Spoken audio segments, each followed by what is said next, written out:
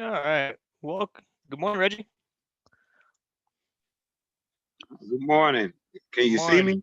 No, I can't see you. Press your turn on video. There's a little camera icon. There you go. Got it. Hey, there we go.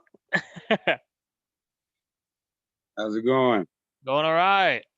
Welcome to the 81 podcast. It's your host, Asif Ali. I'm joined today by a two-time ArenaBowl champion, ArenaBowl 28 MVP, San Jose SaberCats, Washington Valor legend, 10th all-time in receiving touchdowns in AFL history. The man, the myth, the legend himself, Reggie Gray. Reggie, how you doing today, brother?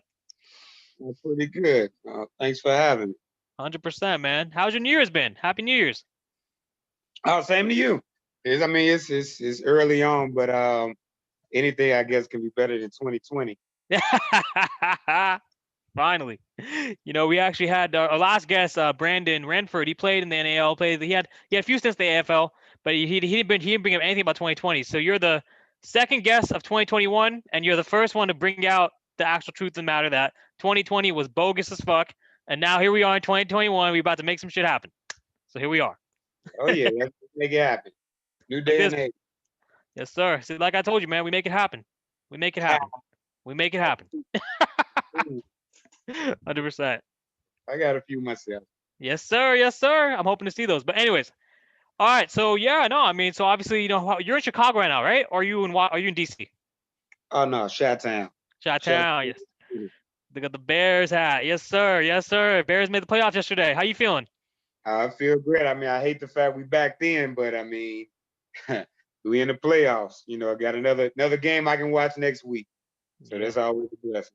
Yes, sir. Yes, sir. Yes, sir, man. Hey, let me get your thoughts on this. What do you think about Nagy and Trubisky's prospects for next year if y'all don't win the wild card?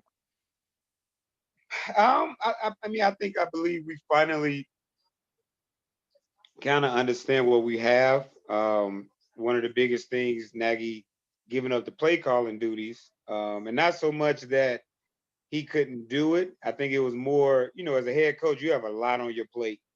A lot on your plate. You have to deal with everything from meetings to off the field issues to offense, defense, but like you got your hand in everything.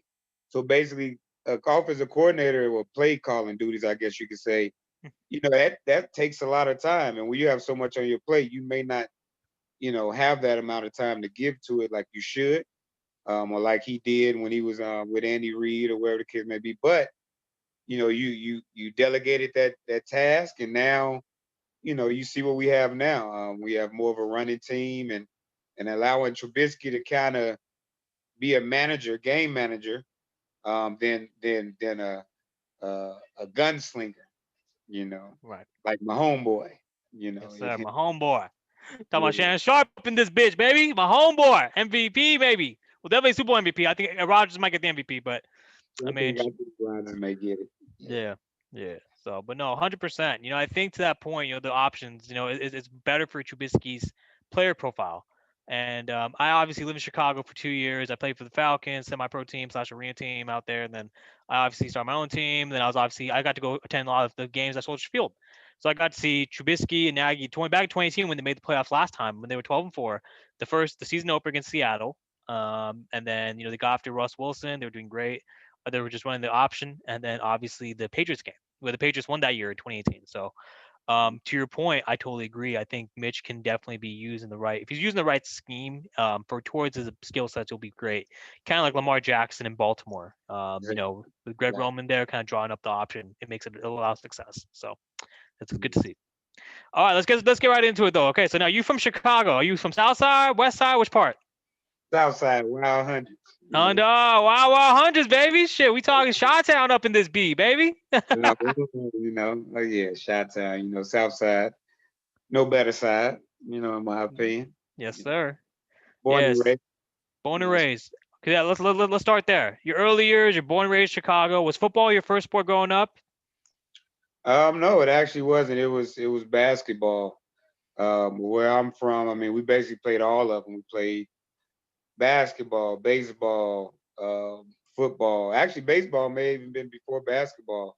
I was in Cubs care, just neighborhood programs that kind of, right up the street from my house, so kind of kept me away from a lot of negativity because, right up the street was the park. So I was always there playing some type of sport. Football, I want to say, football was my last organized sport that I started. Mhm. And that was in 6th grade. Before then, I played organized sports as far as baseball and basketball with Jackie Robinson West. That's pretty known out here in Chicago. Um, and basketball, some of the park districts where, had a little more structure, and then grammar school and things like that. But football came along 6th grade, and I fell in love with it. I fell in love with it, and kind of took a hold to it. And so this is around, you said 6th grade, right? Middle school? 6th grade when I first joined the organized football program. I mean, beforehand, you play flag football, Right. stuff like that. But as far as tackle organized football, it was 6th grade. Can't remember exactly the year, but I just know it was 6th grade. Okay, cool. So you started relatively early, around 12, around that, kind of early pre high school. So kind of, did you play all throughout from 6th to 8th grade before you started high school, or was it kind of off and on? I can say once I started in 6th grade, my first year not playing football was this past season, 2020. Ah, love it. Every single year I played football. Every single year, tackle football every single year Right. until this past year. So it was a big difference, I would Hmm. say. Hmm. Yeah. Definitely. So talk to me about high school, because you went to Morgan Park High School out there in Southside, correct? Oh yeah, the Morgan Park High The School. Yeah, exactly. We have to preface it with the. I appreciate Reggie keeping me honest. So Yeah. the Morgan Park High School, because y'all kick some serious ass, and I know that because I know some dudes from high school who were there. Probably after you, but I mean they obviously look up to you, and like they posted Reggie Gray the goat, et cetera, et cetera. We're not gonna debate that on the show. It's Reggie Gray's episode. Reggie Gray the goat.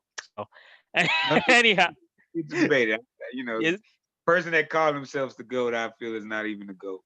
true, So, because it's all personal opinion anyway.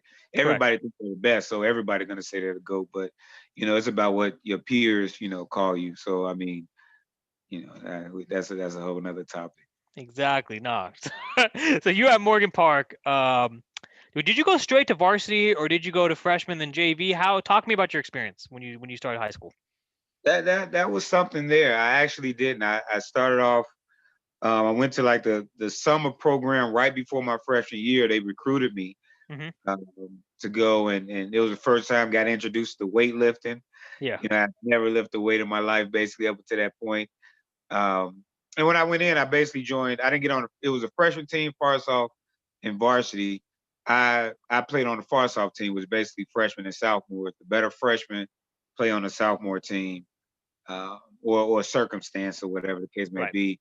So I started off sophomore year. I mean freshman year on the far south. The key thing was my sophomore year, I was supposed to go to varsity, Hmm. which would have gave me a better edge going into my junior senior year. But because I was playing all the sports, baseball, basketball, that summer right before my sophomore year, I broke my ankle Okay. playing in a summer baseball league with Morgan Park High School, and basically destroyed my entire summer as far as working out, things like that. So when it came, I want to say I missed the first game or the second game. I'm not 100% sure, but they didn't think I was ready to go to varsity Hmm. because of the injury. So it kind of set me back. I had to play far off another year, and then was able to finally get to varsity my junior year. And junior year was, a learning experience, higher competition, bigger, stronger, faster guys. So it was kind of a learning year, even though I knew I had the skill. And I also was converting from running back to receiver. Right. And 6th to 8th grade, I was at receiver. When I got to Morgan Park, freshman to sophomore year, they put me at running back. Hmm. And I must say I was very dynamic at running back. And I loved running back, and I didn't see myself playing any other position except my size. You know, 5'7", 110 pound, 20-pound running back trying to play, varsity. Right. It wasn't gonna happen. So their best bet was to convert me to a receiver. So that junior year was my first year going to receiver where you actually pass the ball. It was a learning experience, and then finally senior year, in which basically all that was history. That was my biggest year, and really when I put my name on the map to even earn a scholarship for college. Um, so it all happened my senior year. Won the city championship, played at Soldier Field, where the Bears play at.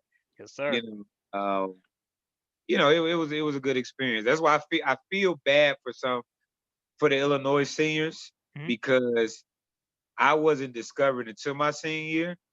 So a lot of them guys who, because of COVID-19, could not play their senior year. Right.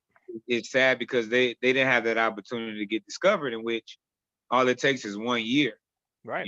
which I was 100%. fortunate enough to do. But them guys, I feel for them because that's the difference between them going to a junior college, them going to a institution full scholarship, or even a difference from some guys just not even going to college and kind of falling back into the Chicago streets. So I feel for them guys. And that's a good point you make because obviously with COVID, a lot of the kids' senior years have been cut short. And no, for me, I mean, I didn't play in high school, but I went straight to JUCO because I didn't play in high school. So that's where I got my start.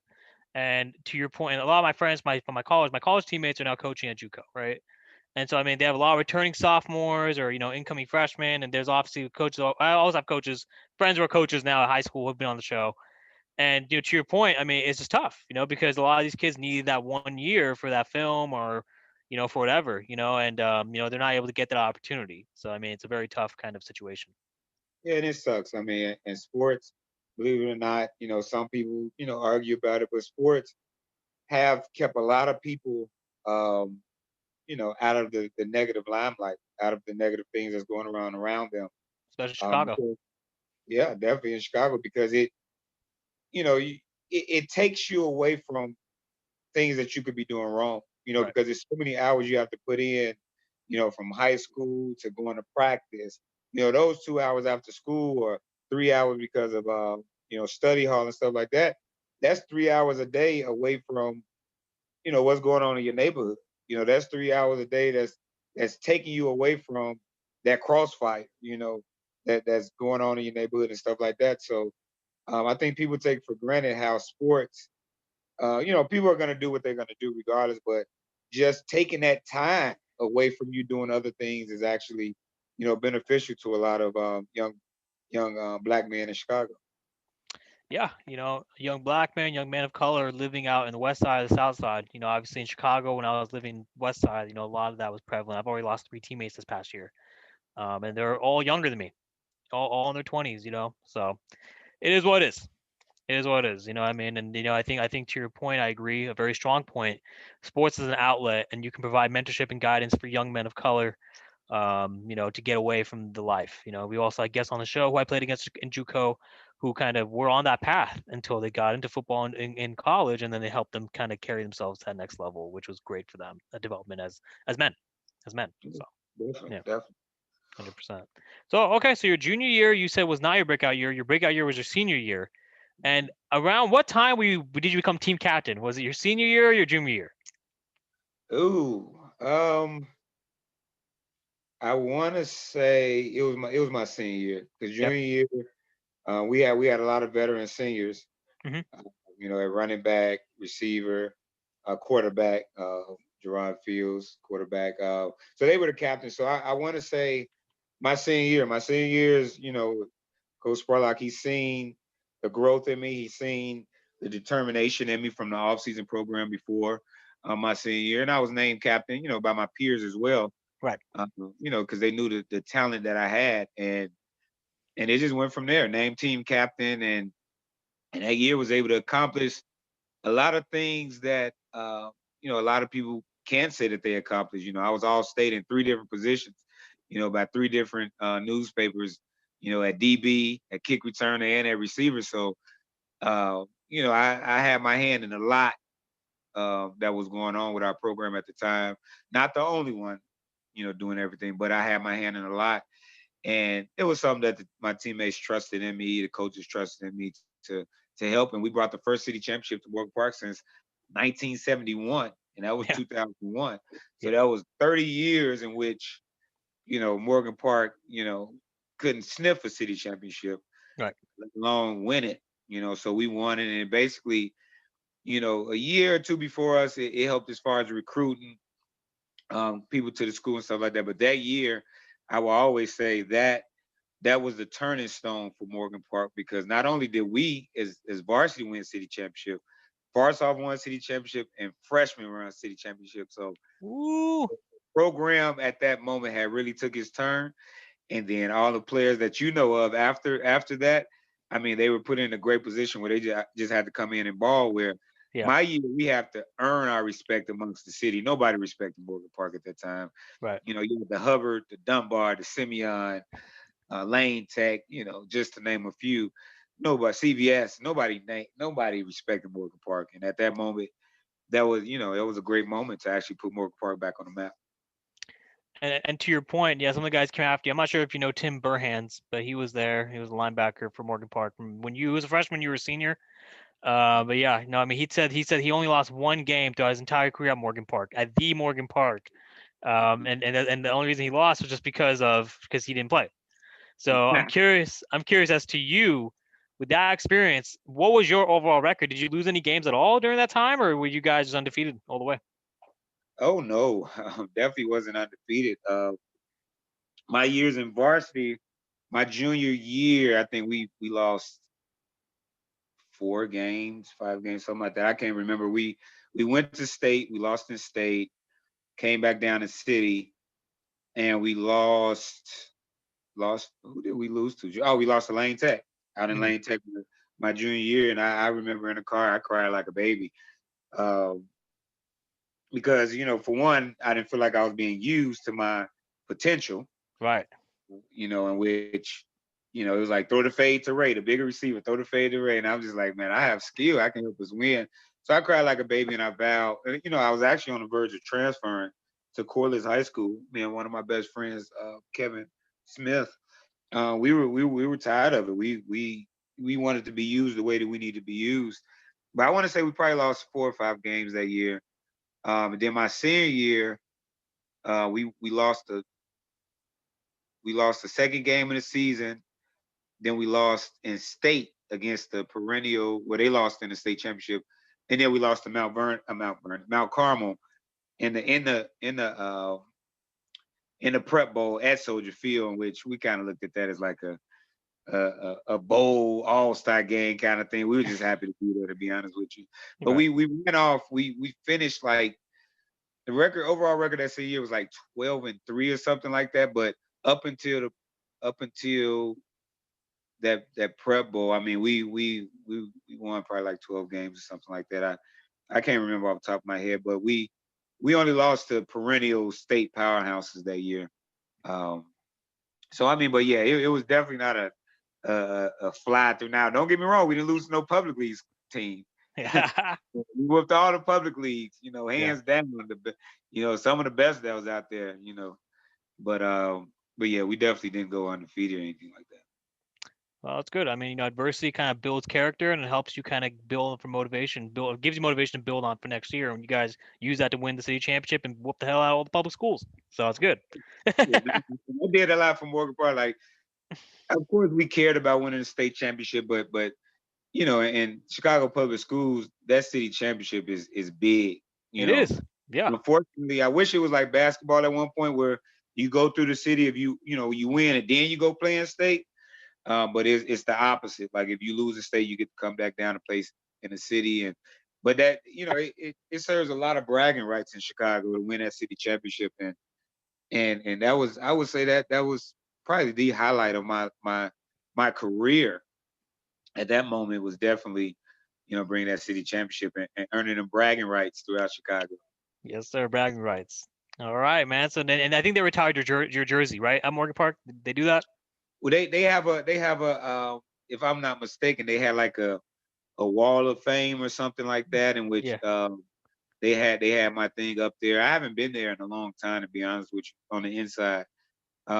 I believe it's still there. You know, one of the old alumni, Chris James, is the head coach now, and it may still be there. I'm not sure. They've done a lot of work being done, so I don't know for sure. But you know, hopefully them guys could at least remember, you know, who I was, number 20 at the time, and hopefully I could be remembered there for a long time.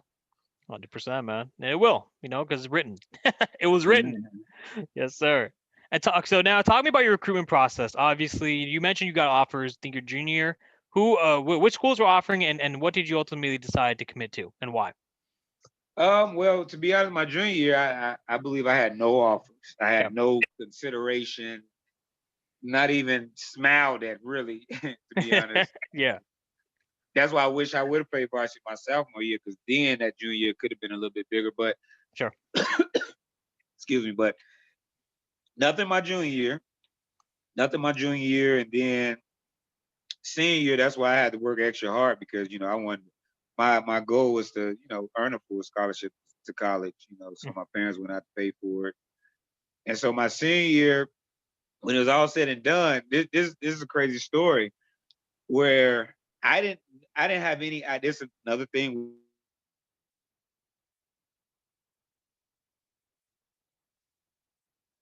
I think you froze. Oh, what happened? You there? There we go. There we go. All right.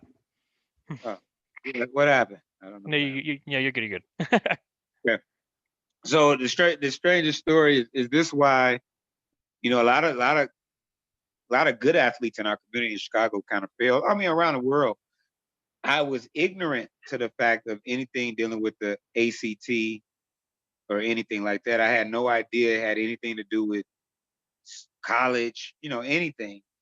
So what happened was, you know, after my senior year, you know, I had schools coming, you know, looking for me, you know, pulling me out of class, you know, U of I, University of Illinois, Northern Illinois, Wisconsin was kind of on their radar a little bit as far as letters. You know, it was getting a lot of letters, you know, you know, introductions and things like that. And then a couple of schools would come to the school, put me out of class, and you know, but no one was actually like bringing me in on visits or anything like that. And I would just, I didn't know how anything worked. And so one day, I'll never forget Coach Schaefer. I'm not sure where he is now, but he was at Northern Illinois at the time. And he pulled me out of class. We was talking, we was breaking things down, you know, and actually Northern Illinois wanted me as a DB, Mm-hmm. you know, as a defensive back. And so he was just like, well, he's like, when are you taking the ACT? I think this was maybe around, I think like November or something, December, something like that. And I was just like, I don't know, you know, whenever we have it at the school, because they take it at the school as well. It's called like I took the Prairie State, which was similar to the ACT, but it did not work as far as colleges. Mm-hmm. I did not know this. Mm-hmm. So I'm just like, well, he was like, well, he's like, you haven't realized how you haven't been on any visits? I was like, yeah, I thought maybe nobody wanted me. Right. He said, no, he said, no school can bring you on a visit unless you at least take the ACT.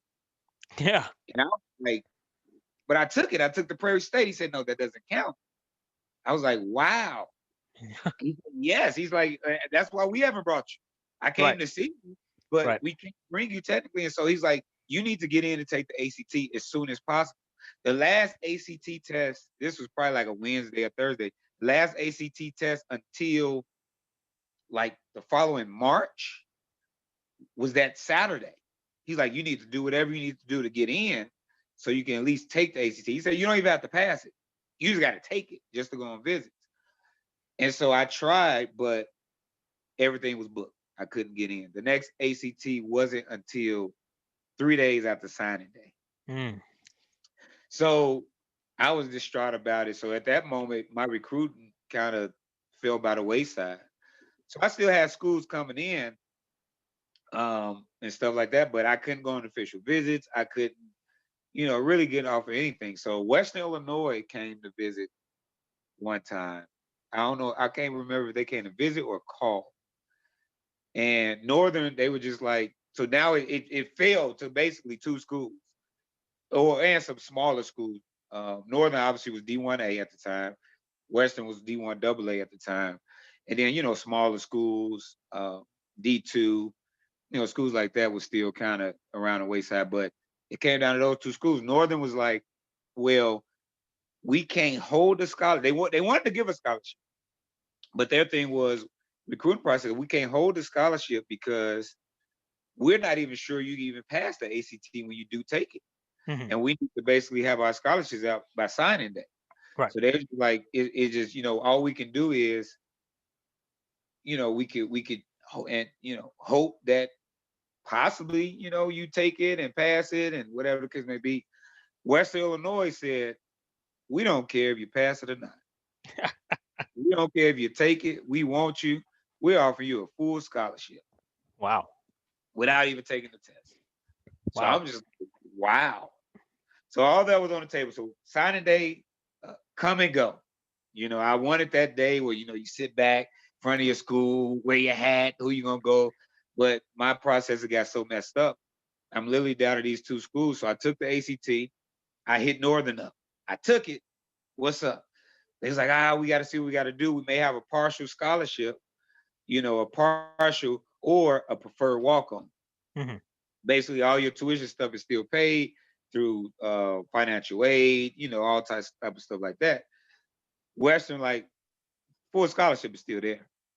So I was able to actually go on a visit to Western. And when I went on a visit to Western, I mean, it wasn't nothing spectacular, but I liked the loyalty that they showed me throughout the process, basically saying, we're not even thinking about if you pass it or not. We want you.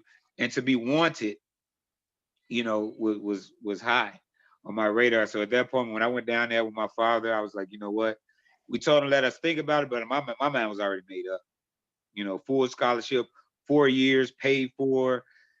It doesn't get this. This was my dream. Full scholarship to college. This was my dream, and so I took it and went from there. And just the ironic part about it, Western played Northern the second game of the season at Northern. Ooh. We went up there and scored the game-winning touchdown and beat Northern at Northern. Like it Oh. was so satisfying, Yeah. so satisfying that But that was kind of my recruit story, in which then I'm off in college. 100%, man. Congratulations on that. You obviously were able to make it happen, and with all the adversity, I'm sure that kind of built your mindset to kind of to your point about being wanted and also being shunned, right? Yeah. Knowing that you were shunned, but now you're wanted, you're gonna hit. I think almost shape your mentality to where you're gonna take every practice and every play just as seriously to prove to Western Illinois that hey, y'all made the right decision, right? So kind of talk to me about that. Talk to me about your first kind of starting year. Actually, yeah, talk me through your college career. Well, I didn't mention going into my senior year of high school. I had extra motivation too because I had lost my brother.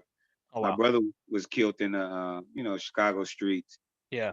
That was extra motivation Right. To put my best foot forward to kind of go in a good direction, in which a blessing. Like I went to school, so it's my freshman year in college. This is is still Division I program. I went in as a true freshman, and and to my standards, I didn't think I was performing, in camp and things like that to my standards. Mm-hmm. Because I know I expect more of myself, and I'm going against all American DBs, and and the twins. They were the twins. Vic and Vincent.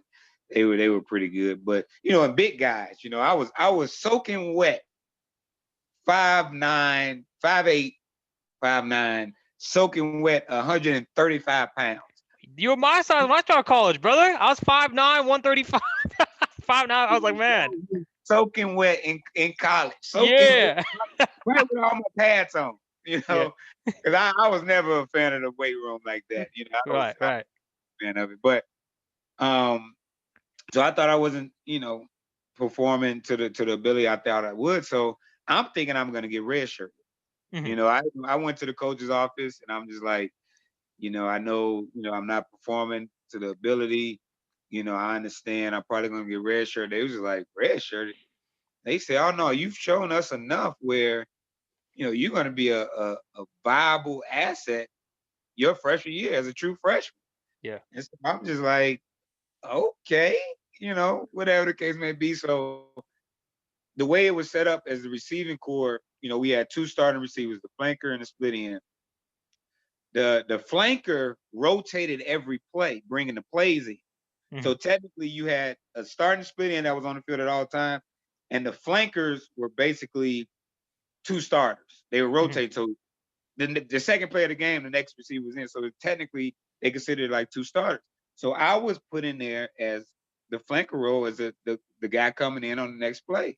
So as a starter, I was a starter kick returner, starting punt returner as well.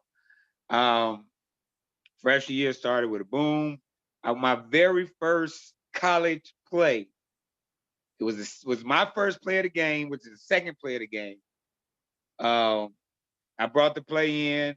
It was a deep pass to me on an option route, and I just ran right past the DB and bombed for a 71-yard touchdown. Opening college career play, amazing. A bomb by Russ making the very first play of the game. And at that moment, I said, is it this easy in college? Mm-hmm. A 71-yard first play of the game. So really that year, I was a big play guy, and I actually earned All-American honor as a returner that year. I can't even remember as many kicks I returned that my freshman year, but I returned a lot of kicks freshman year for a touchdown. Made All-American kick return specialist. But I did struggle that year because that was the first time me being away from my family. Because I was born and raised in Chicago all my life there. Never, even though Western was probably about 3.5, 4 hours away, it was the first time I was away. The first time I was away from my family after my brother's death as well. Right. So I dealt with flashbacks because I seen them get shot. So I seen the incident. So I dealt with flashbacks. I dealt with a lot of things that mentally had me messed up that freshman year being away. They put me in counseling. The coaching staff put me in counseling, which I'm grateful for that. But that was freshman year. Freshman year, sophomore year was even bigger and better. We played LSU, national champions that year. Ooh. Up in was it Death Valley out there? Yeah. Death Valley, whatever. It was huge. We was number one in the nation before we played LSU that year. And I mean, it was a great year. But then after that, total downhill. As far as things, we got a new offensive staff, putting in West Coast offense, which it was putting the ball more in the running back's hand, out of the receiver's hand. So I finished all 4 years in college as the all-time leading receiver and kick returner in some stats. So I had a successful career, 4-time all-conference. At a 1AA program. I had a successful career, and I'm blessed. Blessed. That's pretty much college. 100%, man. You're saying it's pretty much college, but you set records, bro. You set records in receiving yards and return yards. So I mean, that's pretty it's pretty iconic. You know what I'm saying? That's pretty iconic. So I mean, something to be proud of. Yeah. I mean, I took it to heart. I was very grateful. Right. Very grateful for the opportunity that they gave me, and to put up the numbers like that. Me and the running back, my college best friend Travis Glassford, he broke a lot of the records as well, in which I should have broke the all-time all-purpose list, but he jumped and beat me, so he became 1, I became 2. So it was a good battle that we were having as far as breaking the records there, because he came in as a true freshman the same year I did, and we played 4 years straight together. So I mean, college was a blessing, and it was completely paid for. So yeah. that 100%, but you earned it, So congratulations on that. Congratulations on a great college career. So college, high school, great careers, man. You're just setting records and setting the standard, right? So now we get to around 06. Your senior year is already over. So talk to me about your pro day. Talk to me about the combine and kind of what you thought was the next steps for your playing career. What did you envision at that point? I started kind of training going into my last semester. My senior year, I was traveling 3 hours ago, trained with Don Beebe, the great Don Beebe. I trained with him over the winter break, and then I was, trying to travel every week, trying to deal with school and travel every week, going down there to train with him. Right. But that, that becomes taxing on your body. Right. Traveling 3 hours each way, once a week, and you're only able to get like 2 or 3 days in, but then you got to come back to school. And so it became taxing on your body, in which um, the previous year I had joined a fraternity. So that was taxing on your body, per se. I would say Kappa Alpha Psi is a non-hazing fraternity, I must say, but it was taxing on your body that previous year. And so, I mean, my body was taxed, and I was never the fastest guy. Right. I had a lot of quickness to me. So my shuttle and 3 cone was pretty fast, but I was never the fastest guy at my size. So ran a horrible 40. I think it was like a 4.53 or something like that. And at my size, that's not impressive at all. And from a smaller school, and so, then I didn't go with the right agents. It was they were agents who were pretty much, they're good for guys that are already established, not for putting their guys out there. So, it was a lot of things that I did wrong going into it. But, I was still hopeful. I was still hopeful that, picked up somewhere, a camp body, in which I can go out there and actually show them, what I can do. Because, I mean, my school was a run-oriented school. So it wasn't like they passed a lot. It wasn't like, you can really just put up 1,000-yard seasons, like that, So, I just wanted to get the opportunity, So pro day come and go. Didn't hear nothing. Draft comes and goes. Didn't hear nothing. It was so bad that before the draft, I was asking my agent, like, "Hey, don't you need some film so you can kind of put it out here to these teams?" Oh, you're fine. They know it. They got it. They got your film. Okay. Well, a couple of days after the draft, he's calling me. Oh, I need you to hurry up and send me your film. Wow, thanks. Yeah. So at this moment, I sent it to him, and he's like, "Okay, we got something on the table for Canada, Right. the CFL." Right.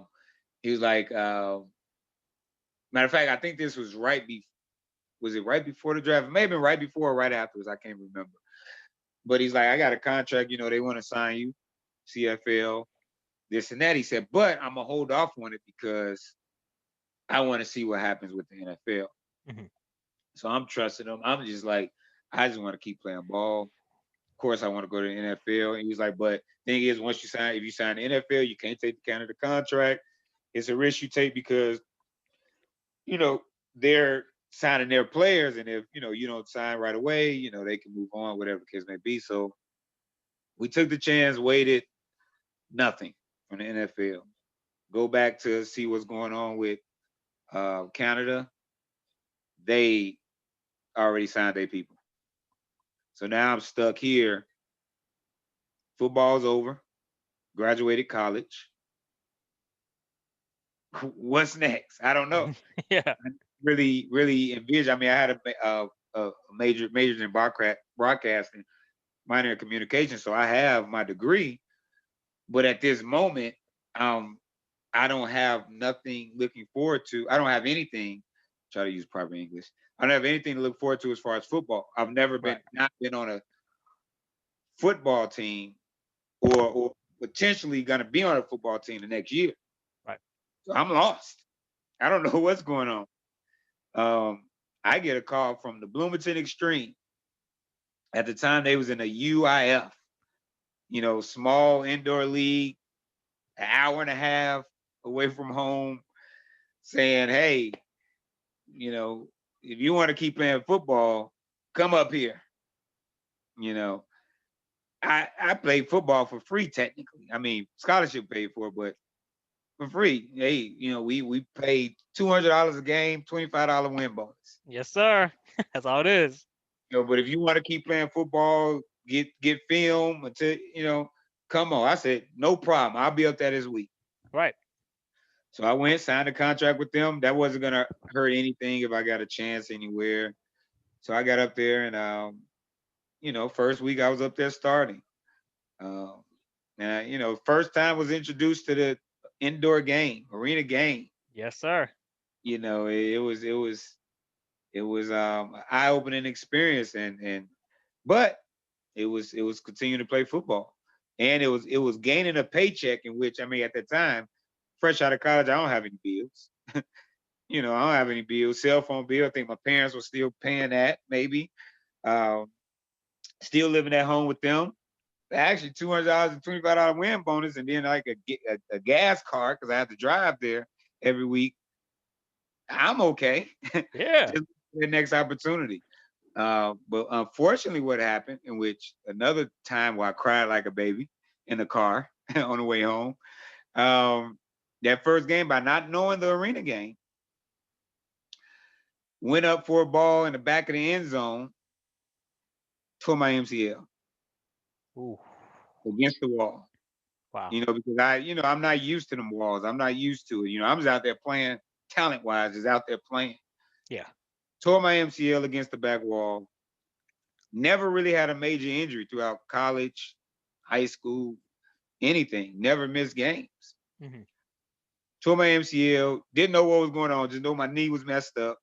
Crazy thing about it, finished the game. High motion, finished the game. But I was limping terribly. Went, left. I knew my knee. Well, they checked me out after the game. They said, "Yeah, we think you tore your MCL. ACL seems intact, but we think you tore your MCL." So on the way home, because I'm thinking, if I get a call next week from the NFL, from the CFL, I can't do anything. So I'm hurt by this, and plus I don't know how serious an MCL injury is. How long you're gonna be out? Now I'm not playing football at all. So basically, it's supposed to be a 4 to 6 week injury. I missed 2 games and got right back out there limping and all, trying to play football. Oh. And I was limping badly. I faked my evaluation as if I wasn't in pain, making cuts and stuff like that for them to clear me. But I was in pain and I was out there. And so that was the opening year of my professional career. Right. Man, that's crazy, man. It's so many parallels between your journey and mine, because it's like you ran a 4.53, I ran a 4.51, and then basically they said that, same thing, like you are small, undersized, and they said you're not only you're undersized, but you're slow. And so it's like, I mean, I got invited to the SaberCast tryout in 2010, and we're gonna get there. We're gonna get there. I got my SaberCast tryout in 2010, and then they invited me in for like a couple weeks for the mini camp while they're still joining the AFL in 2011, and but then that obviously didn't pan out. Then Coach T. Steep happened. He circulated my film to the Stockton Wolves. Stockton Wolves basically brought me in 2011, and I tried out for them. That didn't pan out. And finally, the Cal Eagles came, and Stockton Wolves, Cal Eagles were basically the same team, but they're part of a league called the AIF, the American Indoor Football Association, right? So I was them, and then it was down to me, one other guy, and the other guy had a better tryout than I did, better numbers, but I showed better work ethic. So they finally brought me in, and then we were able to win 3. We went 3-2, and we were able to get into West Conference Championship, and we actually got to the championship game where we lost to Cape for Heroes. But I got this as a result of that. So I'm pretty happy about it. Yes, sir. Oh, Fred. That's Yeah. incredible. Wow. Yes, sir. Yeah. So, I mean, it's crazy because I totally resonate with you. Kind of like, I was also like 21, 20, 22, no bills, delivering pizzas, kind of still doing JUCO enrollment part-time, living with the parents. So you're just like, wow. And they pay me $80 a game. I'm like, $80 a game, bro. This is amazing, to play, Getting paid to play football. This is amazing.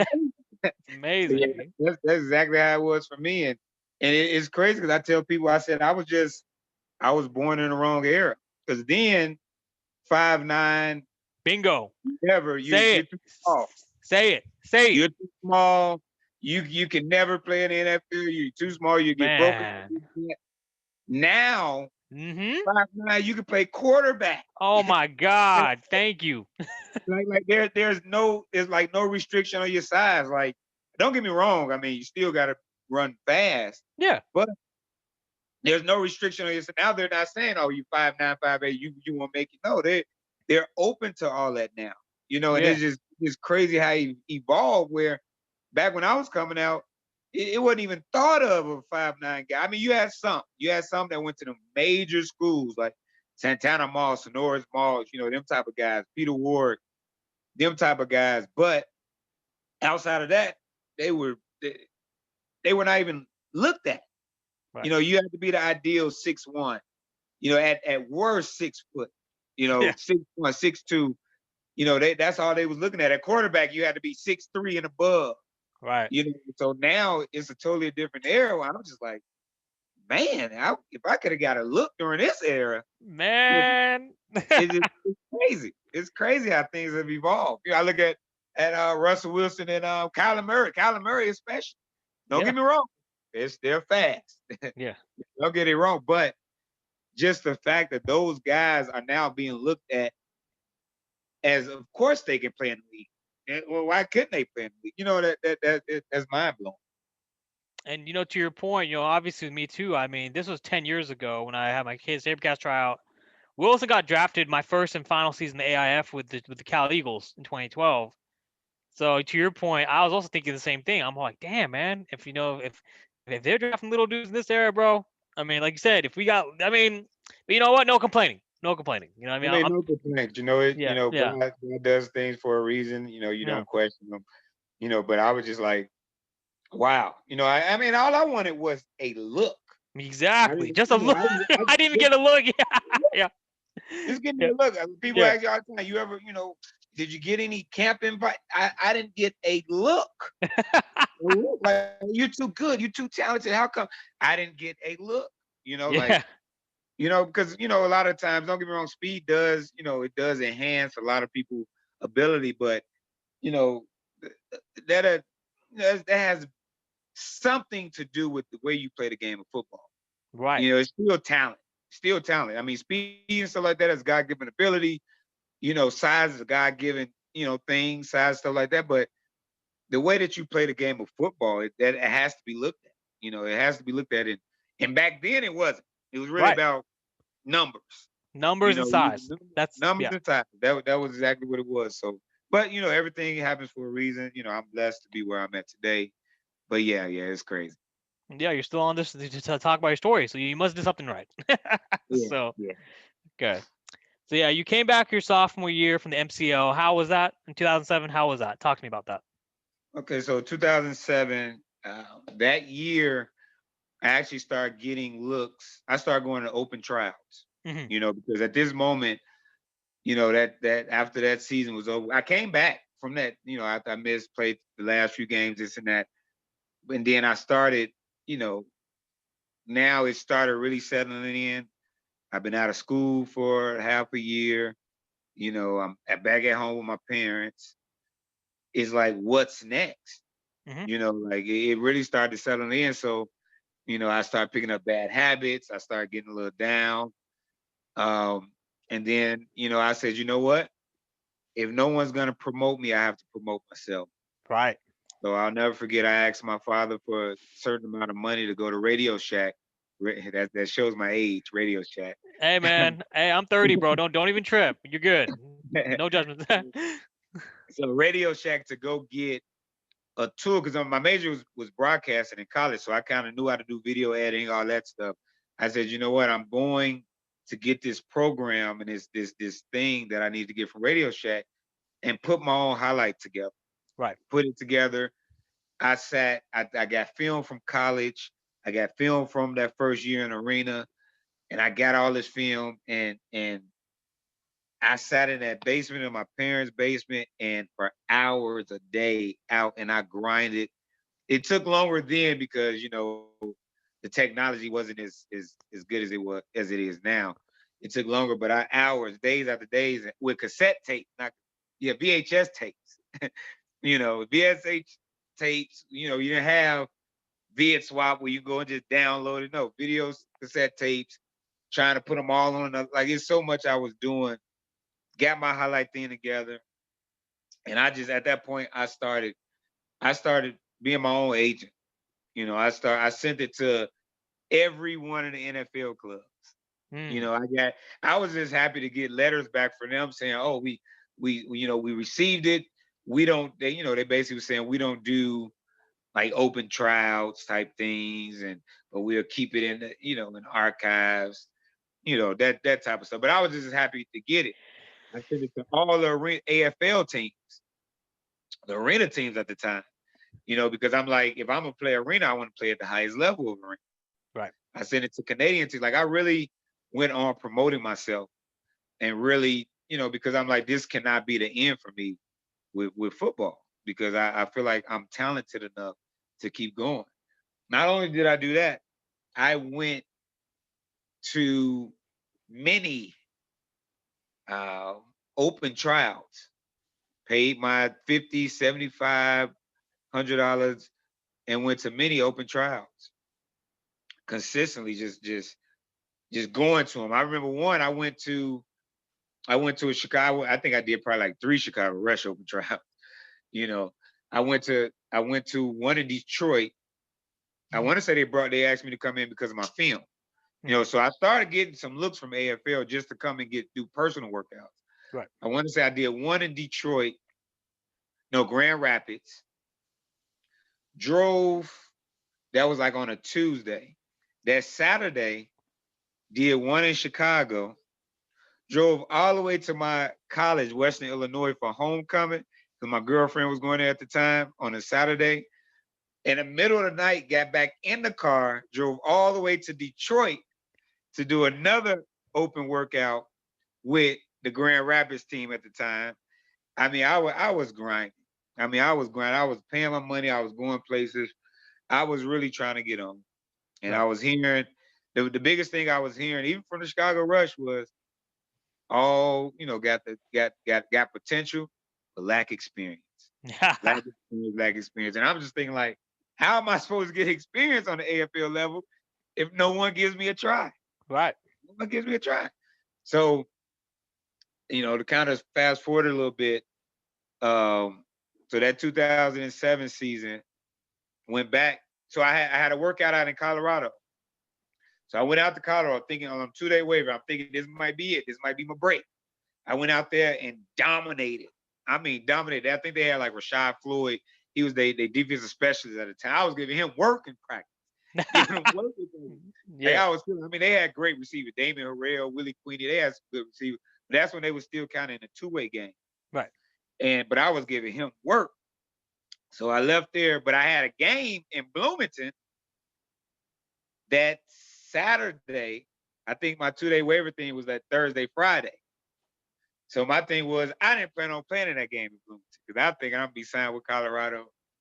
It didn't happen. So then I had to get on that flight Saturday morning, not get a contract, flew all the way back to Chicago, and drove 2 hours to Bloomington to play in that game that night. And then I went and played and finished the season in Bloomington that night.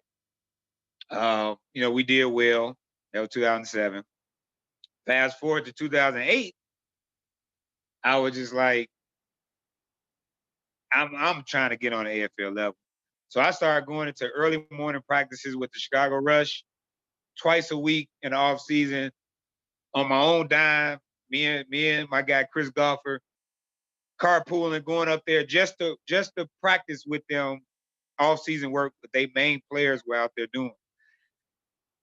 Wasn't offered a contract. It was just like, just keep coming. You never know. You never know. Never know. So I was learning. And then that year, that was 2008. That year they was going into camp. My buddy Chris got offered a contract. With me, they said, well, we got all our receivers. Stay tuned.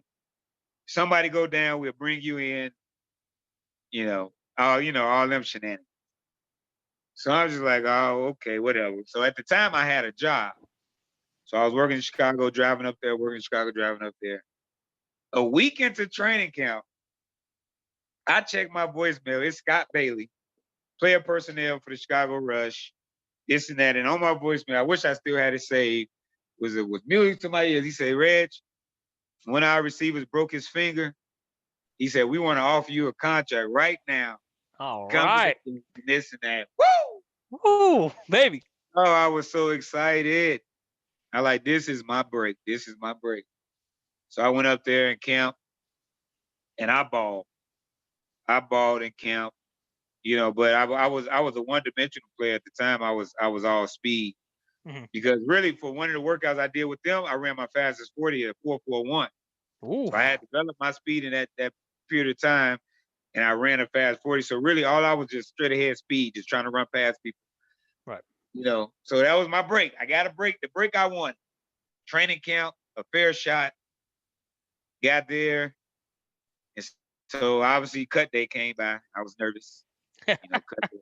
Yeah. They said if you get a phone call, come into the office, bring your playbook. Right. So that night I didn't get a phone call. So I was just like, this might be good news. The very next morning I got a phone call. Like, hey, are you able to come up? Because it was an hour away, it was an hour drive. Right. Like, are you able to come up? Scott Bailey again.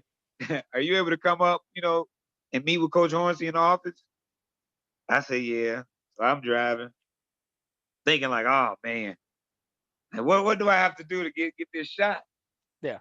So I get in there, I sit down with him. He said, Reg, he said, you've been great. You've been wonderful.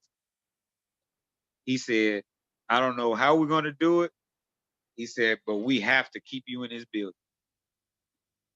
I was like, huh? He's like, yeah, I called in to tell you. He said, I don't know how we'll do it. He said, you're a local guy, which makes it better. Which he said, we can either put you on a practice squad or we can IR you. But you're going to be a part of this team. And so I'm like, wow. He's like, it's better if we practice squad you because we can sign you at any time to come play in the game. Right. He said, we put you on IR, you got to stay on IR for like 4 to 5 weeks and you can't even play. Right. And so he said, but we're going to figure it out. He said, but it makes sense practice squad because you're local as well. We don't have to hound you. Right. Stuff like that. But you're a part of this team just like anybody on the active roster. Right. So that was the first true break. And basically I stayed with him the entire year, unfortunately, but fortunately for, them don't want anybody to get hurt. Everybody, all the receiving corps stayed healthy. and I stayed on the practice squad the entire year. Right. And did not get my time to go up there. So that was 2008, which when that was over, I wanted to play football. So I went out to Peoria Pirates in a deuce and played 2 games up there just to, still play football and not just practicing games. So that was 2008 in a nutshell. Peoria Pirates, you stayed with them for 2 years, or did you go to another team? No. I mean, if I say 2 years, I apologize. I meant 2 games. I finished and played 2 games with them. Okay. 2009, I'm like, okay. I done got my feet wet in the AFL. At the time, Damian Herrera, I was backing him up in Chicago. Right. And, it's not sure as what he was making, but all I know is I heard it was a 2-year. No, it was a 3-year. Don't let me lie to you, but I felt like it was a 3-year, $420,000 contract. Ooh. From what I know, I don't want to put his business out there, but this is what I was hearing. So I'm like, I just got my feet wet. I'm about to start making some good money in the AFL. Even I think the minimum at the time was like $30,000. Right. $1,800 a week. I mean, I'm like, shoot, I'm about to get there. I'm about to make it. The league folded 2009. Yes, sir. So it's like, oh man. So then I'm like, okay, what's next? So then the Chicago Slaughter. Yep. Chicago Slaughter out there. They recruited me. They basically recruited the whole entire Chicago Rush players to come out there and play with them. So we went out there, played there 2009, won a championship, undefeated, won a championship. And that was my first official professional ring. And I don't have that ring because I ended up losing it. Ended up losing that ring that year, but that was my first professional championship. Yeah. So 2010 comes, and you can stop me anytime. We're short on time. No, we got I got full hour and a half, like I told you. So okay. Yeah, so probably another 30 minutes. Okay, so 2010, AFL is coming back. Yeah. AFL is coming back. That's exactly when I got called into SaberCast tryout that year, that summer. So yeah, go ahead. Yeah. Yep. So 2010, AFL is coming back. I'm excited. Yeah. AFL coming back. Chicago Rush is coming back. Mm-hmm. You know, Chicago Rush is coming back. Cool. I'm just thinking like, I'm gonna get re-signed to Chicago Rush. Cool. Yeah. So that season was going on. It was, and I went to shopping my film again. I was like, I ain't taking nothing for granted. I sent it to all the AFL team. Tim Markham, he was with the Tampa Bay Storm at the time. He received my film. And from my film alone, he called me and he basically like, we want to offer you a contract in Tampa. Now, mind you, at the whole time, not sure if Coach Hornsey is gonna see this, but I mean, no, shout out to him because he taught me the game. Biggest mentor I had. I mean, taught me how to watch film, in which I'm forever grateful. Because I hated film, but he taught me how to watch it, in which I enjoy it, and I'm a big film head today. Mm-hmm. But I was sitting back waiting on the Chicago Rush to give me a call in 2010. Yeah. 2010, give me a call. I got that from Tampa. But the thing was, I had 2 jobs now. Now I had 2 jobs. I had a baby. I had a son. He was 2 years old, almost 2. I wanted to stay in Chicago. Mm-hmm. I wanted to stay in Chicago. So what I did was, I'm thinking like, well, maybe Coach Hornsey lost my number. Mm-hmm. Maybe he lost my number. That's why he hasn't reached out to me. Right. Because I know he probably want me to play. So I reached out to him. I said, hey, Coach Hornsey, this is Reggie Gray. He called me Big Play. So, Big Play had came at the time. So I like, because it's Big Play. Oh, Big Play. I'm like, yeah, Coach Markham offered me a contract to come play in Tampa, at least come to camp in Tampa. Yeah. I said, what do you think I should do? This was almost kind of giving him the pass to say, oh, Reggie, we're going to offer you one here in Chicago. Stay here. Come play with us. He was just like, oh, Coach Markham is a great coach. Mm-hmm. He's a wise coach. He knows the game. I think it'll be a good fit for you. Go out there and learn from him. I think it's a good thing. Right. I can say my heart was crushed. Oh, man. My heart was crushed like, man. I guess I'm not coming back to Chicago. Yeah. So now I got to make a decision. I got 2 jobs, 2 good jobs, paying good. And I was playing ArenaBowl, so technically 3 jobs. I was living good. Yeah. But now I got a decision to make. The AFL at the time wasn't paying as much, but they were still paying, decent or whatever. Mm-hmm. But do I leave my 2 jobs to chase my career, continue my career in Tampa on the highest level of AFL, or do I not do it and I go back and play for the Chicago Slaughter for another year? Right. And at the time, they went to the IFL. It was the IFL. So I said, you know what? I'm chasing my dream. Mm-hmm. I'm chasing my dream. Because all I could think of, you just keep working your way up. Yeah. And keep going until you get film and stuff and you get to the NFL. Right. So I went out there. Long story short with Tampa. Dominated. Yeah. Went out there. They had 2 returning receivers. They had Tyrone Timmons and Hank Edwards. 2 returning receivers from their 2018. The other spots were up in the air. I went out there, dominated. When I say dominated, if you go, I think I got newspaper articles. The newspaper and stuff was coming to the practice saying, Reggie is balling. What do you think of him? And Coach Mark was saying, right now, Reggie will be a starting receiver along with Hank and Ty. Yeah. Like he's destroying, he's doing everything. So I'm comfortable. I'm feeling great because I know I'm balling. I know I'm balling, but I'm still kind of trying to stay humble. But I'm like, I'm balling. Yeah. Second week into training camp, Cedric Robertson shows up. Now, Cedric Robertson was an all-time lead returner in the history of the AFL. Yeah. He was on the team in 2008 previously. He shows up. So, now you start to kind of count the numbers a little bit. They only really hold 4 receivers on the roster. Mm-hmm. So I'm like, okay, well, he the all-time leading returner. His veteran status is going to get him on the team. Right. He came in that last week. He wasn't having a better camp than me, but, veteran status, this stuff like that. I tweaked my hamstring really bad that second week. But I'm trying to make a team. Right. Wrap this thing up. I'm still going out there doing what I do.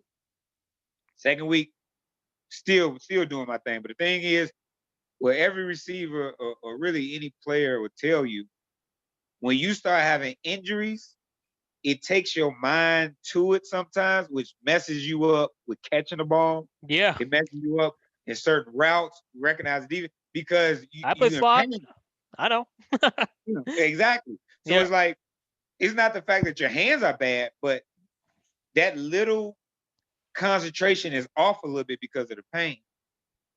So whatever case may be. So I dropped a few balls that I, usually would have, whatever case may be. But I'm still balling out, still getting wide open.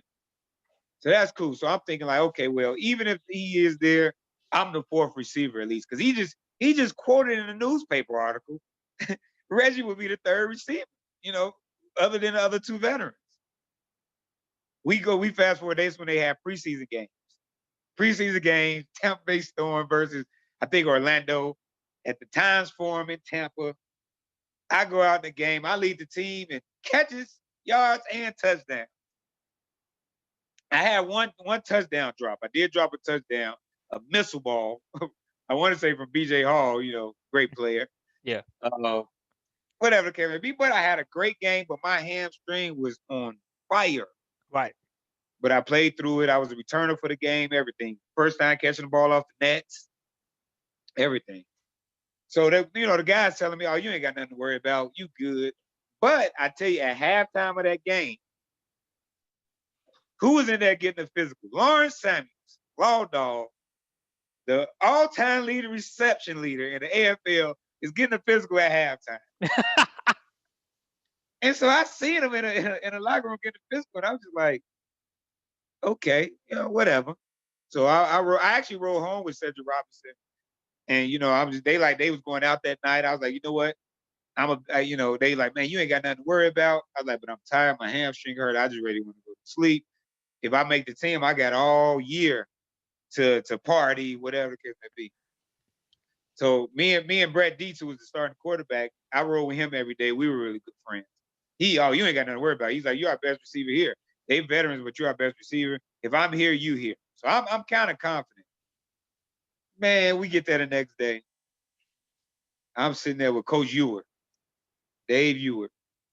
He to the left of me. Coach Markham in the back, but he's right there in the front doing the process with him. First thing come out, Coach Ewer mouth is, yeah, Reg, we're going to have to let you go. When I say my body froze, I thought it was a joke. Right. I seriously thought it was a joke because in my mind, I'm thinking, no way. And the next thing that came out of his mouth was what I thought. He said, it's a numbers game. Man. He said, we didn't know Law Dog was going to come back. Yep. Ted came back. He's our returner. He said, so now we got all 4 starting receivers back. Yeah. We don't want to put you on a practice squad because, it doesn't pay much. We got to house you. So we just figured we let you go. Yeah. One of the worst feelings I got. That was the first time I ever got cut in my life. Okay. First time I ever got cut in my life. So, and I really thought it was a joke. So I was just like, they was like, but we'll get you a plane ticket home whenever you want to go home. I said, I'm ready to go home today. I think it was like 9 o'clock. I said, I want to be on that 1 o'clock flight home. Right. Because I couldn't believe it. So they bought me a flight to go home. I got back to Chicago and my hamstring was so bad, there was no way I could play football. So I kind of rested for 2 weeks. Went back to Chicago Slaughter. Went up to the Chicago Rush before their first game, I want to say, or second game. And they were playing the Tampa Bay Storm. Yes, sir. Got in front of Coach Hornsey. Everything just there. And he's like, oh yeah, Reg was in camp with him. He was like, oh, well, what you think? What you think? I said, he was like, man, we could have used you all week. Kind of giving him the insight on what they run because all they ran was Poco, a postal corner. It was about timing. And at the time, I'm like, it's another opportunity for him to say, hey, Reg, come on. Yeah. But of course he didn't. And so then I went and played for the Chicago Slaughter. We ended up getting knocked off of Sioux Falls in the IFL. That was the story of 2010. And then now the big break, 2011. All right, let's get into it, Reggie. Talk to him, Mr. Big Play. All right, so 2011 comes. Now I got the opportunity to go back to the Slaughter. Mind you, I did my thing with the slaughter when I missed like the first 6 weeks. Right. Because my hamstring and because I was in camp, so I missed a lot of time, maybe 4, something like that.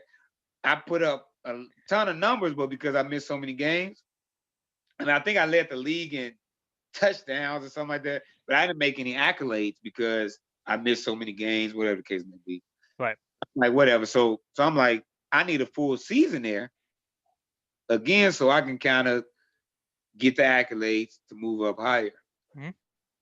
So Coach Hornsey left the Russian 10. He went to Philly, I think, in 2011. Yeah. Coach Bob McMillan becomes the head coach. Now, Bob, he was assistant coach when I was there in 08 on the practice squad. Mm-hmm. So, and he seen what I was doing in practice and everything. Scott Bailey was back. Mm-hmm. You know, Scott Bailey had a little bit more player personnel and stuff like that. So I started doing the morning workouts with them again. Mm-hmm. Same thing like 2008. So when it was over with, and so what happened was Cedric,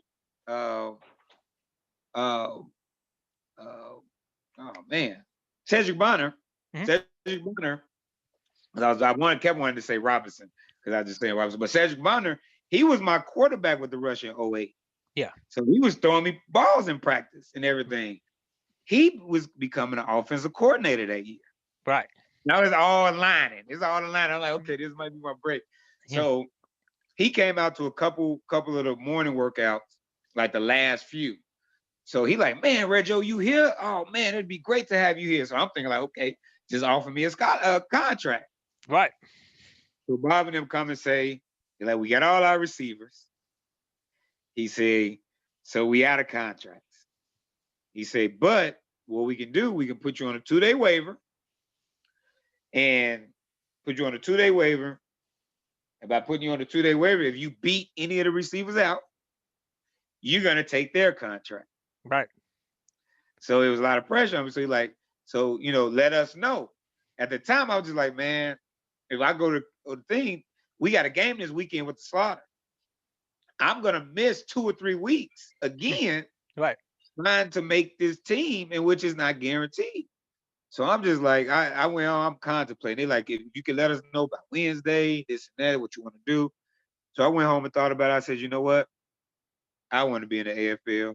I called him up and say, I'll take the 2-day contract. Took the 2-day contract. The rest was history. Went in there balling. Yes, sir. Balling. They had a veteran. I forgot his name. They had a veteran that was supposed to be their top receiver. He was a little banged up in camp, but I outperformed him. I'm balling. I'm killing the DB. I'm killing him. Now here comes cut. So I earn a contract. Yeah. So a 2-day waiver for Witt. I earn a contract for camp. Here go cut day again. That day come. And everybody had to come in. So it wasn't like if we called you. So everybody came in. So I know I didn't perform well. I know I did well, but once again, this is cut day. You never know. So I go in there. I got my receiver coach, Scott Bailey, Bob McMillan. He's in there, and I sit down. They say, Reg, they say, we know it's cut day. I'm nervous the whole time, you know, because I'm like, here we go. And he says, there is no question that you are on this team. Right. So I get a little relieved, like, huh? He said, and not only are you on this team, we're looking for you to be our go-to receiver. Oh, wow. I'm like, what? They like, yeah, Right. we're looking for you to be the guy. And at that point, I took that and I ran with it. And as you can see, that in my rookie year, over 1,900 some receiving yards, I think 49 touchdowns, another 800-900 kick return yards, 1,000 kick returns, another 5 touchdowns on kick returns, you know, second team all arena, and it just took off from there. Just took off from there. And actually, let me read this to you. We're just gonna say, second team all arena, 3 years straight with the Chicago Rush. All Ironman team wide receiver kick returner, 2011, his first year. So that's 2 accolades in 1 year. All right. And Jay Lewis, small playmaker of the year in 2013. So 3 straight years, three different all teams and accolades. I mean, phenomenal run, man. In Chicago Rush. You know what I'm saying? Yeah. And then doing it for your hometown is no better feeling. Yeah. And the thing was, I was doing all this while working 2 jobs. Yeah. Exactly. That's what makes it more 2 jobs. impressive. So I was leaving practice, going to work, leaving work, going to practice. Like it was, but I loved it. I loved it. So there's no complaints about that part. And it looks like, if I can read the stats, you caught 130 passes for 1969 yards, 49 receiving touchdowns, with 4 more kickoff returns for touchdowns, so totaling 53 total touchdowns, which broke Bobby Scipio's rush franchise records. Yeah. Yeah, I did some damage. Yes, sir. But the crazy thing about it, even with those accolades, I still wasn't getting the respect in the league, which I get it. It could be 1 year wonder. I get it. Yeah, but you did it for that's 3 years, and it's okay. Yeah. And it's okay you didn't get respect, because now we're gonna talk about the next team you came on, So, talk to me about the transition. 2013, 2014. I think you were reassigned. 2013? Was that right? Went to the SaberCats. Yeah, after the 2013 season. Yeah. Yeah. Okay. So talk to me. So 11, 12, and 13 played with the Rush. The crazy thing about it, so this is the funny part. Yeah. After the 2011 season, I want to say 2011 season, I was highly recruited. Right. I was highly recruited. From mostly every team. The very first person to call me at midnight that year was good old Coach Hornsey. Good old Coach Hornsey. And it was an honor, and and the thing was, it was like, I got 2 jobs. I enjoyed playing in Chicago. Mm-hmm. I wasn't leaving. The very next year, Coach Hornsey called again. It was kind of the same thing. 2 jobs, kind of comfortable, paying well, stuff like that. And I want to say, after the 2011 or 2012 season, I got a call from the SaberCats. Mm-hmm. And so, in talking to him, I can't remember who was the recruiting coordinator at the time, but they were like, oh yeah, Reggie, you had a pretty good season, this and that. So we're thinking about bringing you in for a workout, for a tryout. I said, huh? Say, yeah, a tryout to see if you can make this team. Now, I want to say it was after 2012 season. So in my mind, I'm thinking, like, I just put up 2 consecutive 1,900-yard seasons, 2 consecutive 50-something touchdowns, 2 consecutive 130 plus. Come in to do a trial? Little be known, that was the last conversation we had. I felt so disrespectful. Right. So disrespectful, like what? Like, now, mind you, I mean, I knew San Jose was, a good team. I hated them because I hated all teams, all the good teams. I hated all the good teams, wanted to beat them. But I'm just thinking, like, what disrespect? Yeah. So 2013 came. After that season, another monster season. Now I got the real call from San Jose. Now, mind you, my old quarterback, Russ Mickner, was out there now. Mm-hmm. And so, obviously, he told him how good I was, how good I could be. Yeah. And so, he started the recruiting process.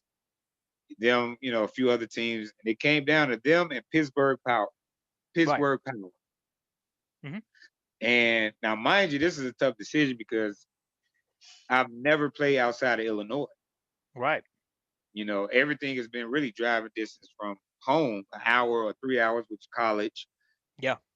I've never, so this was a big transition in which I would have had to leave my jobs, and stuff like that. Things wasn't happening with the NFL or anything like that. I actually turned down the CFL contract because I had 2 good jobs and playing football. So I was making more than you would going to the than CFL. I would in the CFL, and I had a newborn child. So therefore, I couldn't pull away at the time. But now at this time, my son is almost 5. He's a little older. I think I stopped working at one of the jobs. So now I just got 1 job. So now I can kind of expand my horizon a little bit. Right. So it came down to Pittsburgh, San Jose, and I had committed to Pittsburgh. I went on a visit to both. I called San Jose, Coach Walker. I said, yeah, I think I'm gonna go ahead and go to Pittsburgh. I made a decision, but the thing was, Pittsburgh kind of put a clock on me, and we need to know something by 2:00. So it kind of put a clock on me. I'm like, okay, all right, I'm going to Pittsburgh. Coach Walker said, okay, respect your decision. All right, cool, thank you. Coach Walker called me back and said, are you making this decision because you want to make it, or are you rushed to make this decision? Right. So I was like, man, this last hour, I've really been like, did I make the right decision? He gets Coach Arbet on the phone with me. I talked to Coach Arbet. Right. And Coach Arbet, he knew how important family was to me. Right. He was just like, yeah, if you need to go home, after every game, come back to practice, this and that, it's okay with me. Yeah. And so that kind of touched home. And so I, and eventually made the decision to go to San Jose. And then the rest is basically was there in San Jose 14 and 15. 14 was an injury plague year. First time I really been injured other than that MCL injury where I had to miss games. I had dislocated my collarbone, and I had a bulging disc in my back that 14 season. So that season I missed games and didn't have the year that I wanted to have. I think I still went over 1,000 yards receiving. Right. I think, I'm not sure. I maybe came a little short. I'm not sure. But it was an injury plague season. Right. But then 2015. 2015. Here we go. Crazy how the story is because I'm coming off. So I had back surgery in October. So I'm coming off back surgery. Therefore, I really didn't have an off season because I really had to get back. Now, try to find a way to get back to play football again. Right. San Jose did not think that I was going to be big play coming off a back injury. They really thought at this point I would have lost a big step, because I'm aging at the same time, coming off back surgery. So therefore, they went and got more pieces. Right. They got the agent Tanel, the Darius Reynolds. They went and got more pieces because they like, Reggie's not going to be Reggie of old. So we need to, kind of upgrade at the receiver position, to get people around. DJ as well. They went and got DJ, a few other receivers. So they didn't even bring me out to off-season workouts because they like, you stay home, you focus on getting healthy. Right. I wasn't even supposed to do training camp. They were just like, still, you come out, but don't do training camp. We're going to have you work on the side to work your way back. So therefore, I'm in no type of condition, no type of anything. So rumor got around to me that they're looking to trade me. Oh, man. Because they think I'm damaged goods. Yeah. My back injury, stuff like that. So they think I'm damaged goods. Plus, they went out and got these other good receivers to replace me. Right. So first day of training camp comes. Now this is so they wanted me to basically go crazy, get upset, for them to have an easier reason to ship me out of town. Right. This is rumor. Not saying this is facts. These are rumors. So I can't just say this is what they completely thought. Right. So basically, when I first day at camp, Omar Smith comes to me. He was the offense coordinator the year before. Now he's assistant offense coordinator and receiver coach. He comes to me and says, look, they're looking to get a reaction out of you. Don't give them that satisfaction. I'm confused, because me and Omar, we actually had a bad year in 14. We wasn't seeing eye to eye. Offensive coordinator, top receiver, don't like some plays being called. He don't like our it was a discrepancy. So this I respect him 100% because he came to me and he said, so they're looking to get a reaction out of you, and they not sure you can be who you are. Like, I'm coming out there, I'm gonna do what I'm gonna do once they let me, practice before the first game. He said, no, he said, you're practicing day one. And so I'm like, now mind you, I have not ran since the back surgery. Right. I have not ran. I have not tested out. Haven't done anything since back surgery. All I did was rehab on the side. So I'm like, what you mean? They like, you're at it day one. It's like, wow. He said, and you're being removed from the high motion position and being put stationary. What? Now, I've never been stationary my entire career. So he said, but they're looking to see how you react. They're looking for you to, get upset and throw a fit because you want to be the motion man. You want to be the go-to guy. He said, but don't give them that satisfaction. He said, just go to that position and just do you. Yeah. So I'm like, okay. So at this moment now, I have a chip on my shoulder. Right.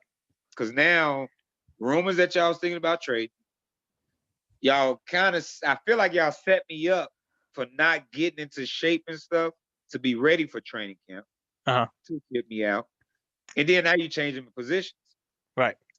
So I'm just like, but you know what? It's cool. Right. big play gonna be big play. Yes, sir. So long story short, even though all these stories are long, I love it. I went out there and I played like my life depended on it. Yes, sir. I practiced like my life depended on it in camp. And I came out of camp the best receiver, in my opinion. But they had me at the X position, which was on the ball. All I was saying was like, you know what? I'm gonna make the best of it. Come out the gate, I'm at X receiver. I'm the lead receiver at the X receiver on our team. First 3 or 4 weeks. We go out to Tampa. We struggled in Tampa. We struggled in Tampa. Almost lost to Tampa. Me being at the X receiver.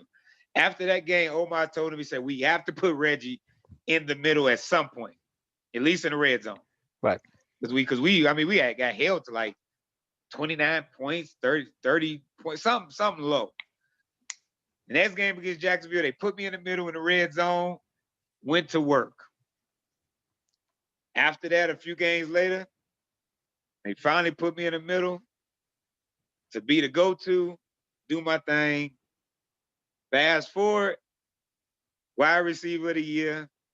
After coming off back surgery, yes, I sir. was banged up the whole year with the injuries. I didn't practice the entire year. Yeah. Like during the season, all I did was dress and practice. I did like warm-ups. Didn't practice the rest of the year. Didn't run Skelly, didn't run team. They was like, we have to save you for the game. Right. I got 3 shots a game in order to play. A shot in my pelvic, a numbing shot, and what was it? Not cortisone. Well, what's the pill people be taking? Oh God, damn. To get you to play. Yeah. I got one of those shots again. Yeah. So just to play in the game, I had to take all these shots. Corticosteroid shot. The who? Corticosteroid, right? It is. I feel like it's called something else. Like a cortisone is a regular shot to help, but it was called something else. I can't believe it. It's gonna come to me. Yeah. And I'm gonna yell it out. But I had to take this shot. Wide receiver of the year, gold ArenaBowl championship. Let's see. There it is. Bring it closer. Bring it closer. Let's see that. Hey, look at that. ArenaBowl third 28 champion, Reggie Gray. 2015, baby, and ArenaBowl MVP at that. Talk to me about that. I had no idea that I got ArenaBowl MVP until the next day, actually. Right. Like they called me on stage to speak, but I'm just thinking they just calling me up there, because I, helped win and helped the team win. And the next day I ended up finding out I got ArenaBowl MVP, and that was a blessing to be the forefront because of everything I went through going into that year and to end it on that note, holding that trophy was great. I think it's the ultimate bounce back story because we're talking about your cut in 2010 from the Tampa Bay Storm, the AFL, to 5 years later winning a receiver of the year and ArenaBowl 28 and ArenaBowl MVP. And we've had a few other guests on the show. Darius Prince, you may know him from the Philadelphia Soul. DP, that's my guy. He won Arena Bowl MVP. His story is similar to mine in that we're both the same age, but he ended up going from semi-pro to the pro ranks. I went from JUCO to Arena, and then back down to semi-pro, and then obviously he won Arena Bowl 30, made it to the league. Lurochi Quintez, he won Arena Bowl, I think 26, 7, or 24. I forgot. 23 maybe. It was 2011 with Jacksonville Sharks. DB. Yeah, and he's on Albany Empire. But now we got the man, the myth, the local legend from the Bay Area right here, Reggie Gray, winning San Jose Sabercats. You did what I couldn't do. You made the final cut. I got cut. You know what I'm saying? So hey, good job, man. I appreciate it, man. It's been a long journey, but that was really just my last full healthy season. 15, and then after that, the Sabercats left. Yep. So but my injury is so significant. I had to miss like the first half of the next season before I went to Jacksonville. Yes, sir. And then I went there as really in a complimentary role, to Joe Hill, Tiger Jones, really just trying to help them win a championship. 2017, broke my collarbone, so I missed a lot of that year. 2018 was the first year with the Valor, Washington Valor. Yes, sir. And that was a story itself because, Dean Kokinos was the head coach and he, had his guys. And that was the first time I actually was coming off the bench. Right. I was coming off the bench for the first 6-7 weeks or something like that because, he just pretty much liked his guys. The guys were good. Don't get me wrong. We had some very good players.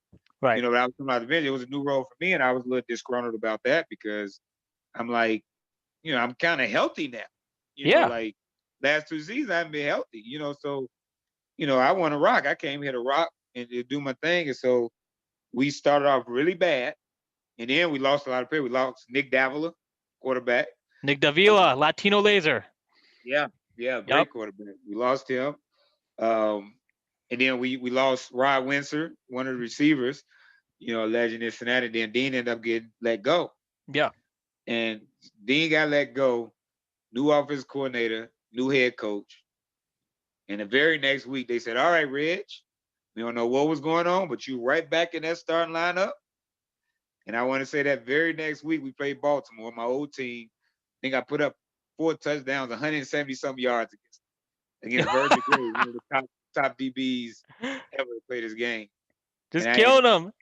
And from now, because I was like, I could have been doing this all year. Yeah. Like, come on now. And so went on, did our thing, and then I pulled my hamstring, and as we get old age, the maintenance you gotta. Yeah. So I pulled my hamstring actually in practice, and then kind of went through the season, just kind of nurturing, and missed a couple games again, but then basically made All Arena that year, and really coming off the bench. Yes, most sir. of the year I made All Arena because when I came in, I did my thing. And then in the playoff run, I was back to not practicing, just playing in the games, but my hamstring was so bad. So championship game, it was doubtful if I could even play in it, but I'm just like, look, if I could be a decoy, I'm gonna try to give, my best efforts, and right. So went out there and the other young guys balled. And then that's when this came about. Oh, there it is. Washington Valor.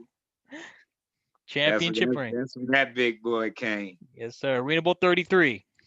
Yeah, that championship. Now this one is the one they actually paid for. I had to buy my saber cap. Yeah, exactly. Yeah, I had to pay for mine too, but hey, it was worth it. But look at that. That's nice. His memory, his legacy. So that was that, and then this past year, the last year of Arena Ball, it was more. I took more of a mentoring role. Transitioning to the coaching. Right. And stuff like that. And so we end up, losing to Philly, in the first round or whatever the case may be. So that was me in a nutshell. Tried to sum it up as best I could. No, you did great. If we're talking about you in a nutshell, I can read the stats to everybody, but pretty much, your first year, Chicago, 130 receptions, 969 yards. Like you said, back-to-back seasons, 140 receptions, 1930s. Actually, 3 straight years, 1,900 plus yards and over 45 touchdowns in each year.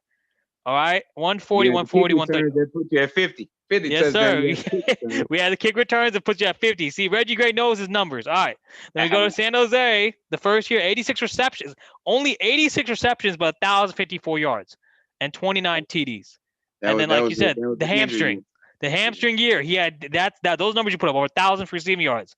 Comes back the following year, so 162 receptions for 1,698 yards for 44 touchdowns, and route to winning Arena Football League Receiver of the Year, and Arena Bowl 30, and Arena Bowl 28, and Arena Bowl 28 MVP, which just showed us, the ring. Then you went to Jacksonville, 41 receptions, 381 yards, 6 touchdowns. Baltimore, 70 receptions for 678 yards, 15 touchdowns. Washington, coming off the bench, 71 receptions for 769 yards and 17 touchdowns, all second team and champion. And then last year, 2019, before the Arena League folded, 39 receptions, 481 yards, 13 touchdowns. So, you also got some passing stats on here too, bro. You got 2 completions for 202 and 20 yards and 2 TDs. 100% on every pass I threw a touchdown. That's 100%. And your rating's 147.92. So, yeah. It should be a perfect passer rate. Yeah. But now I like we always have the debate on like them first 3 years because crazy thing about it, I put up 1,900 some yards, almost 50 touchdowns receiving, and all those first 3 years. And all those years, I got second team all Arena. Yeah. That just shows you like I'm a couple of yards away from 2,000, and got second team every one of those years. Well, I always tell guys, you wasn't even first team. You wasn't the best receiver and stuff like that. And I just kind of tell them like, well, I also played DB those years. It was some games I had to play full-time DB, so therefore that took away from my receiving stats. Right. And then you got to think about it. I was the main kick returner as well. So some of the times off the net, I have to take a couple of plays off because I'm taking a breather. You know what I'm saying? So it's like, but I'm putting up all these stats and putting up 1,900 yards. Well, you look at some of the receivers that put up 2,000 yards. Don't get me wrong. Great receivers. Tiger Jones, Joey, like they putting up great numbers, 2,000. But all they had to do was focus on receiving. Bingo. That was it. Bingo. You know what I'm saying? So I'm like, just imagine if I didn't have to do any of those other 2 things, what my numbers would have looked like. But it's here or there. I'm just grateful, to be able to even be recognized with the greats in ArenaBowl. 100%. You are one of the greats. 100%. You're a legend in the sport. Someone who I read about. When I was playing, because you came. I broke into Arena. Then you started coming to fold when I was coming up in the AIF. And then actually, it's funny, your story about moving to San Jose. I had to move to Chicago after 2017, 2018, and then 2018 when I played with the Chicago Falcons. We got scrimmage against some of the AIF teams like the West Michigan Ironmen and some of these other Arena teams, because Arena was still obviously big in the Midwest and East Coast. Whereas obviously, as you know, after 2015, Arena kind of left the Bay Area. It left the West Coast, So, I mean, just having that experience again brought me back. That's why I got this boy, conference championship ring with the Falcons. So, you know what I'm saying, bro? I mean, that's what it is. Obviously the sacrifices, and the kind of the pitfalls of the journey make the end of that journey that much more kind of enjoyable or kind of meaningful, Yeah. So definitely. What I went through in the beginning, and basically what I achieved it makes it even more better. It makes it better, from what you went through. Like, it wasn't spoon-fed given to me. Bingo. I had to work hard to get it, and as I got older, I appreciated the journey because I appreciate even more, what I've accomplished. And it's been only technically ArenaBowl my entire career, but so what? It's a blessing. Yeah.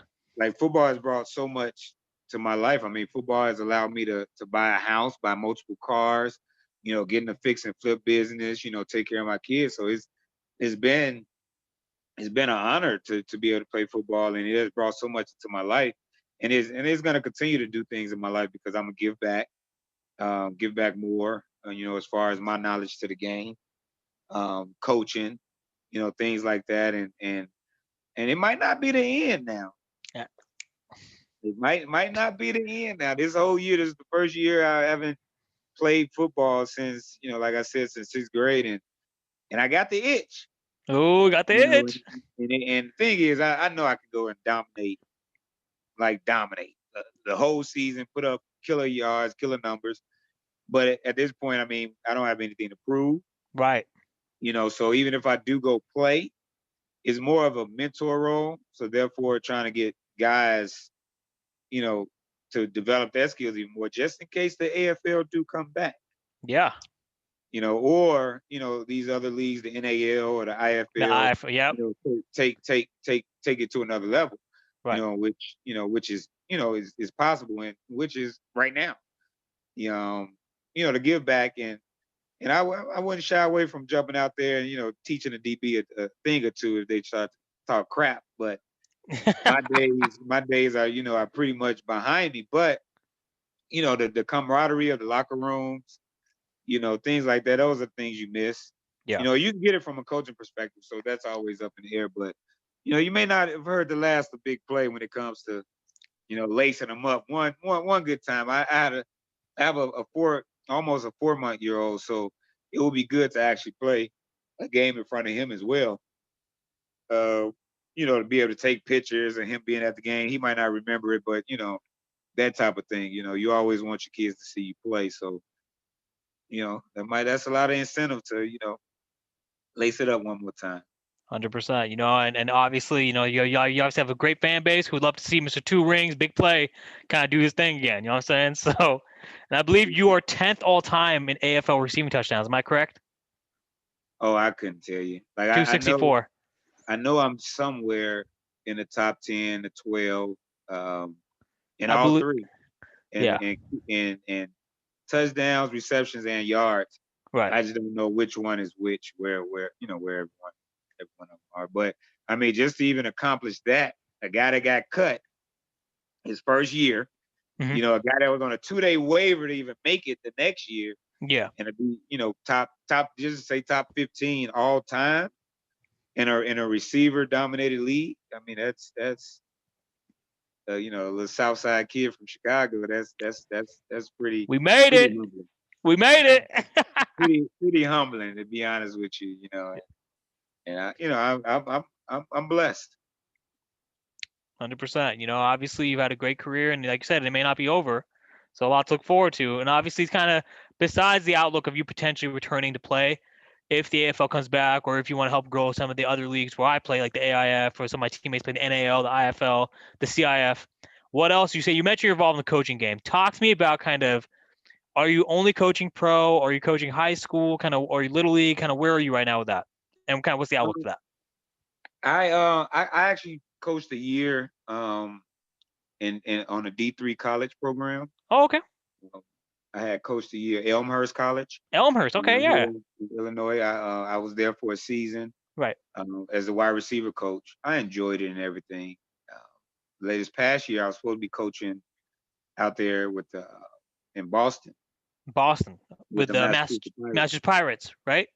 Yeah. I was supposed to, I was the receiver. I was the offensive coordinator there. Okay. Going into the year. So I went down there for a little bit, kind of input my things, and then COVID-19 hit.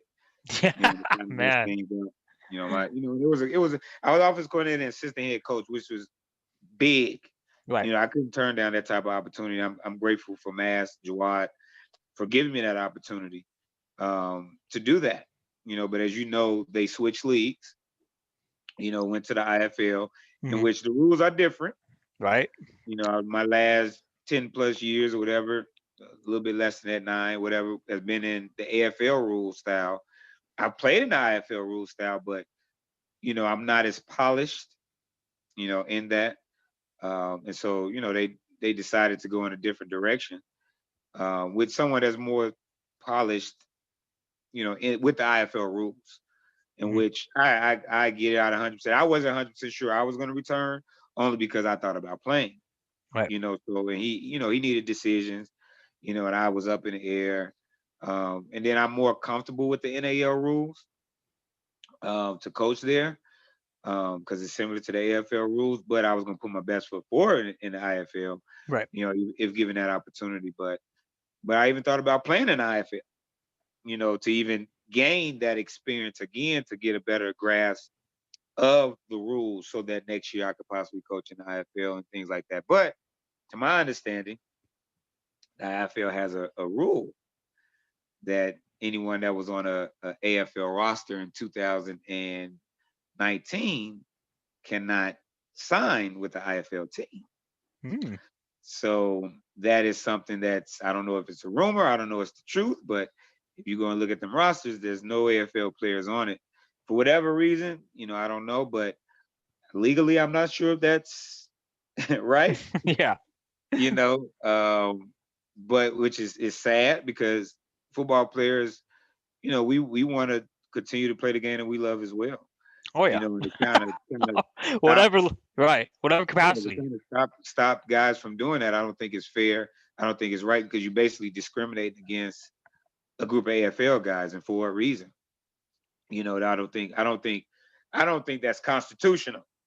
But it's not me to kind of take it to the courts or anything like that. But I don't think it's constitutional. But if I get an opportunity, could go and play at the IFL. But from the coaching standpoint, that is the next step for me. Coaching. I have a good business going on with fixing and flipping as far as the housing. So really an opportunity is not so much will be based on the monetary factor. Right. It'd be more based on getting the experience and things like that. Which I'm grateful that football has put me in a place financially with my business and stuff like that where I don't have to depend on football anymore to pay the bills. Bingo. Exactly. Like that. So I'm grateful. That's why I'm always grateful for football for that. So now I can kind of enhance my coaching career, things like that, based on just getting the experience. It's crazy you're talking about kind of, your current life, how you transitioned to a career with outside of football, right? So obviously, we both played for less than for $200 a game at one point. Kind of with me, and then my mom's like, when are you going to get a real job after the Cal Eagles season ended in 2012? I went back to school and I found my new career in IT. And kind of to your point, same thing. Football is not, if I play again, it's not to prove anything to anyone because I'm already proven. You know what I mean? It's more so, because it's like, I can't. You know what I'm saying? But it's also because obviously to your point, I'm at peace I'm much more established now with my current career that football is just kind of supplementary. Like to your point, I coached varsity last year for a little bit, got my feet wet a little bit, working with high school kids. Being offensive coordinator or offensive assistant, right? And then pretty much if I ever want to get back into it, maybe if COVID kind of, settles down, it'll be the same thing. It'll be just giving back. This podcast, everything, like, just kind of telling stories and giving back, either kids or anyone who's interested to hear people's stories, players like us who actually played at the highest level outside the NFL. So, right. Exactly. So, it's great. A lot of parallels, right? I like that. So yeah, I mean that it's kind of how it goes in the indoor arena world. Yeah, a lot of similar stories. That didn't get that shot and kind of made a career out of it, and and branching off to new things after that.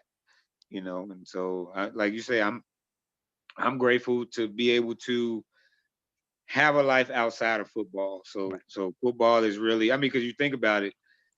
We're playing for free, right. Like you say, semi-pro. A lot of times, semi-pro you're paying to almost play because you got to pay sometimes for equipment, stuff like that. But it's more about the love of the game.